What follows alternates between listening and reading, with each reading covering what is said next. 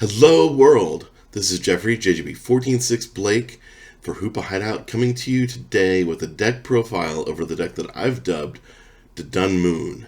So this is a Roaring Moon and Roaring Moon EX deck that uses Dudunsparce as the primary draw engine. It has done very, very well for me. I'm a couple dozen games in with the deck and I have not lost with it.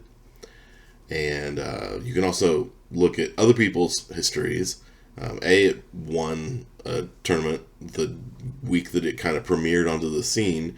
Freewer, who, shout out to him again because he gave me a shout out in the last video I did, so we'll shout back and forth. He won a Limitless tournament of about 175 people. And then in the European International Championships last weekend, there were 3 people who made it to day 2 with this deck. It's a fairly unknown deck. Most people aren't ready to play it in big events. But of those 3, 2 of the 3, 2/3, made it all the way up to top 16. Shout out to Mark Holstrom, who actually made it to top 8. So it's a powerhouse deck. It's very consistent if you play it right. If you need tips on how to do that, the biggest thing about it is sequencing. So if you'll click the link that I think is up in this corner over here, that'll take you to the video that I did over how to sequence with the deck. But without further ado, let's go ahead and see what the cards that make up this deck amount to. So, first off, we have our primary attacker. That is 4 copies of Roaring Moon, not the EX, the baby. He's only in here for his Vengeance Fletching attack, which does 70 damage plus 10 more for each ancient card that is in our discard pile. We'll do some math later on to show what that can equate to. We also play 3 copies of our secondary attacker, Roaring Moon EX. So Roaring Moon is in here for both attacks, actually. They're both pretty powerful. The EX, the first attack on it is Frenzied Gouging. For 2 dark and a colorless, we're only playing dark energy, so that's all that really matters to us. For 2 dark and a colorless, 3 dark energies, he has Frenzied Gouging, which will knock out anything as long as it doesn't have something like Mist Energy attached. Now, he takes 200 damage when he does that, but that's okay, because you end up getting ahead in the prize trade pretty quickly with this deck. It's consistent and it's fast. So that's the first attack. Gets you a KO. Gets you a KO on stuff you wouldn't otherwise be able to KO with a baby, or at least not as quickly. That's powerful. It helps you start the prize trade, and even when your opponent can get KOs back, it doesn't matter if you're ahead and taking the prizes first. The second attack on Roaring Moon also can do a lot, either as a follow-up on the Baby Roaring Moon's attack, or just to knock out some basic EXs that have 220 damage. What is the second attack? It's Calamity Storm. It does 100 damage for 2 dark and a color, same energy requirement as the first attack. But if you discard a stadium, and it can be yours or your opponent's, it does an extra 120. So that's 220 damage right there, and it's very powerful. Gets a lot of KOs that way. But again, even if you're using the first attack to take 2 prizes with, even your opponent getting 2 prizes back because you only have 30, even sometimes 90 HP left, it doesn't matter because you're setting the pace of the game, and that works out. Now then, in addition to our attackers, and that really is it for attackers, we also play 3 copies of Dunsparce. So Dunsparce is just a pre-evolution for Dudunsparce. We want to play the new one because he has free retreat. It's the only reason that it really matters. His attacks don't really matter. It's like 10 for 1 energy, 30 for 2 energy. You're never going to use them. But you are going to use that free retreat, and you are going to evolve into Dudunsparce. Dudunsparce has the awesome ability Runaway Draw. And this draw engine is great. It lets you send Dudunsparce and all cards attached, so both the basic and the evolution, as well as anything else that you stick onto it, back into your deck. You shuffle it back in. But before you do that shuffle, you draw your top 3 cards. So you can't draw back into the Dudunsparce or any of the cards that you're shuffling back in. You always get fresh cards. And that means that you're digging through your deck pretty well, pretty quickly. In addition to the draw here, we also play 1 copy of Radiant Greninja. We're only playing Radiant Greninja for the Concealed Cards ability, letting us discard an energy to draw 2 cards. That ability pairs very well with this deck because we are playing Professor Sada's Vitality as one of our supporters. We're playing some Dark Patches, and being able to get energies in the discard can be very helpful. Now, the next cards we're going to talk about are keys to Roaring Moon, the baby Roaring Moon's damage. That's not the whole reason they're in here, but it's a big part. So these are the ancient cards in the deck. And specifically, we're looking at trainers that are not the supporters. So first, we have the Ancient Booster Energy Capsules. Again, main reason we're playing them is just to discard to up Roaring Moon damage. But if we do find a situation that makes use of it, we can also play them to make our ancient Pokemon, our attackers, immune to special conditions, and to take advantage of a 60 HP boost to our health. So Roaring Moon EX ends up with 290 HP, and Roaring Moon, the baby, ends up with 200 HP. That's great, but it's not usually that meaningful. Getting them into the discard is more meaningful for that damage boost. Additionally, we play 4 copies of Earthen Vessel. Now, Earthen Vessel we want for the getting into the discard, but also for the capability that it provides to let us discard a card and to get 2 energies out of the deck. So all the aspects of Earthen Vessel are very important to this deck. And it's a very common play where you'll end up discarding something, maybe an Ancient Booster Energy Capsule, with an Earthen Vessel to get 2 energies to then conceal cards with Greninja to get one of them away. And that's one of the combos that you end up doing pretty frequently to be able to properly sequence your way through the deck and draw to the cards you want. Again, see the video, it's probably over there, that I did the other day for more info on sequencing. After the Earthen Vessels, we're playing some other trainer cards that are not ancient. So we're playing 4 copies of Dark Patch, and that's just to accelerate the energy once we've gotten it into the discard. And it's primarily for powering up Roaring Moon EX in 1 turn. Because if you play Professor Sada, and then you play a Dark Patch, and then you play an energy for turn, you get 3 energies all in one go onto the Roaring Moon EX. That's very powerful. Being able to drop him down and power him up instantly allows you to play the single prize game for as long as you want.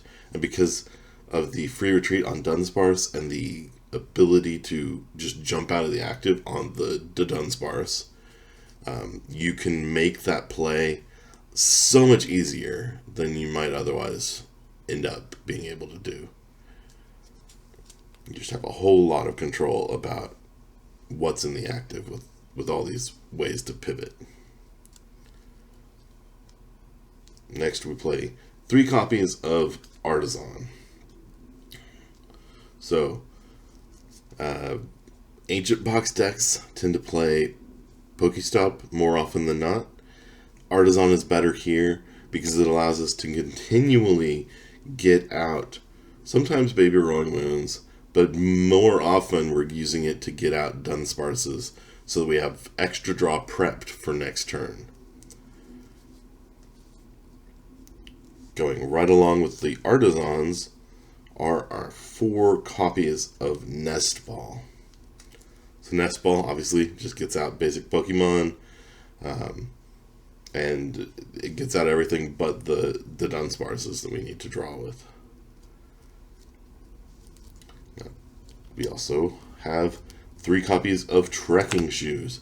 Trekking Shoes obviously just digs a little bit further into the deck, lets us discard some things that we don't necessarily want, and gets us further into the deck. Play 2 copies of Ultra Ball. Again, they allow us to discard stuff, and they also will get your Dudunsparces. They're the only way really to search out Dudunsparce. But you end up drawing into them pretty regularly as you get deeper and deeper into the deck. Now we get to our one-of trainers. We have a one-of Super Rod to recycle energy and Pokemon. We have a one-of Prime Catcher, our ace spec of choice, so that we can, again, line the prize trade up according to what damage we're able to do. So a lot of times you'll be able to Prime Catcher up a lower HP 2-prizer that you can knock out with Roaring Moon instead of having to damage a high HP 2-prizer in the active. And then finally we play 1 copy of Counter Catcher, which honestly is very useful at times, but there are a lot of games where you're leading the prize race, and this could be something else. When you're not leading the prize race, it's huge. Next, we'll move on to supporters. We play 4 copies of Professor Sada's Vitality. So, Sada's Vitality lets you attach 2 energies from your discard to 2 different ancient Pokemon. Then you draw 3, and you can attach from hand on top of that, so you can get a total of 3 energy attachments as long as you had 2 energies in the discard and you have 2 ancient Pokemon out. And that's huge, so you want to play Sada as often as possible, with a few exceptions. Basically, if you've already got something powered up and you're trying to dig further or get more things in the discard to ramp up damage, then you might prefer to play Explorer's Guidance. So Explorer's Guidance is another ancient supporter. It's a new one, and it lets you look at the top 6 cards, you choose 2 of them to bring into your hand, and you discard the other 4. And there's been a lot of complaint about this card, about how it only lets you get 2 out of 6, and you're having a discard, and comparisons to Colress, where Colress lets you get 3, but you're only looking at 5. Here, you're looking at 6 cards, and you're getting to discard 4 of them. So you can get energy into the discard that way. You can get more ancient cards into the discard that way. So you can bump up your damage, you can bump up your energy acceleration. It's actually more powerful that you get to discard those cards for decks like this, where you want cards in the discard, than it would be if it just said, like, look at your top 6 and take 2 and then shuffle the rest back in. Or even if you got to take 3, the fact that you get to discard the other 4 cards is huge. We have 1 copy of Boss's Orders. I could see argument that we want this to be 2. I could see argument for replacing the Counter Catcher with Boss's Orders. But we definitely want to keep that 1. We play 1 copy of Penny. And I'll be honest, most games, Penny is not all that useful. But every once in a while, Penny defines the game for you. So, this isn't really something I would take out, but that's just me. And then finally, we wrap it all up with 3, 6, 9 copies of basic Dark Energy. This feels like a really good number to draw into them consistently and still be able to conceal them away, still be able to use the Earthen Vessels frequently. and be able to use them to both accelerate your drawing and also thin your deck well. So I think this is the perfect number. I have not tried any other number of energy cards, but right now I don't see any reason to. Again, you could try it out with 10, try it out with 8, see what you think. Now, there are a few things that I could see changing in this deck. Like I said, I could see Countercatcher becoming another boss. I could also see Countercatcher turning into a PAL pad so that you can get back whatever supporter effect you need. I could see trying to make room for more ancient cards, except the only thing I could fathom playing as ancient cards would be Fluttermane, and primarily for discard. But the reason that we might want to do that is, right now we have 4 Baby Moons, 3 Moon EXs.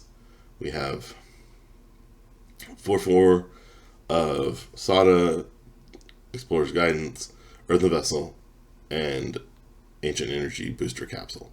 So if we're late game and we've gotten all of these items and tools in the discard, and we've gone through all of our supporters, that's 4, 8, 12, 16, and then we say we've got all 3 of the EXs in the discard, so now we're up to 19, and then we've got 3 of the 4 Baby Roaring Moons in the discard, so now we're up to 22. So that's saying that the max damage we can do, if everything is in the discard, is 220 plus that 70, so 290. There are times that you'd like to be able to hit that more easily. Specifically, really, I guess, hitting 280 more easily to take out things like VMAX, V-Stars, and PGA EX. But also, there are times that you'd like to be able to hit 330, obviously, to take out a Charizard. So, if we could fit, 4 more cards in, we can get to that 280 faster. We can get to 330 ultimately by the time we max out. But I think that you end up having to mess with the engine too much if you're trying to do that.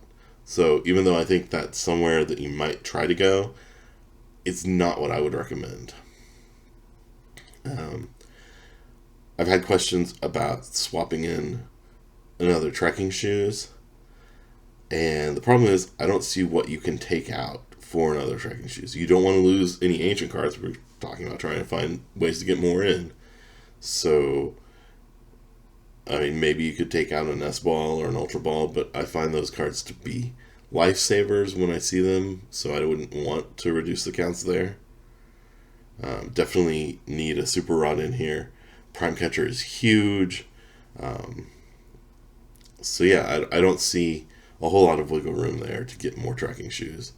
If anything, there are times that I would think about possibly switching a trekking shoes for something else. But so far, I haven't reached a conclusion on anything that improves the list beyond where it started from in Freewer's very first Limitless victory. So this is where I would stay for now, and then you can test on your own and see if there are changes that make it better for you. With that said, I'm going to go ahead and wrap up. Thank you for spending the time to watch this video, and I will see you next time.